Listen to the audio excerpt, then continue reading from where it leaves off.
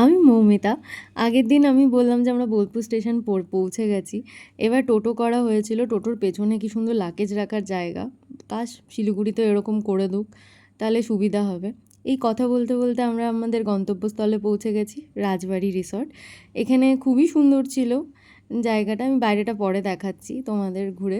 এখন আগে room tour দিয়ে নিই। রুমটা বেশ বড় ছিল আর খুব সুন্দর ছিল। ভেতরটা বাথরুম টাথরুম সবই পরিষ্কার ছিল। এখানে দুটো চেয়ার টেবিলও ছিল, জামা কাপড় রাখার জন্য ওয়ার্ড্রপ ছিল যেমনটা থাকে সবসময়, টিভি ছিল, আর এখানে হচ্ছে একটা বড় ব্যালকানি ছিল। আমি বাইরের পুরোটা ট্যুর আমি পরের ভিডিওতে দিচ্ছি, কারণ একটা ভিডিওতে এত কিছু আসছে না।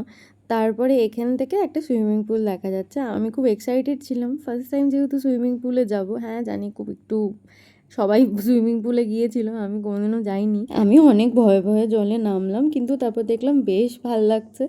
জলের মধ্যে অনেকক্ষণ ধরে মজা করলাম, মজা করে এই পুচকুগুলোর সাথেও সময় কাটালাম কিছুক্ষণ। তারপর অনেকক্ষণ থেকে আমরা ফ্রেশ হয়ে খেতে গেলাম। আজকে চিকেন বিরিয়ানি নেওয়া হয়েছিল আর একটা ভেজ থালি নেওয়া হয়েছিল। দুটো খাবারই বেশ ভালো ছিল।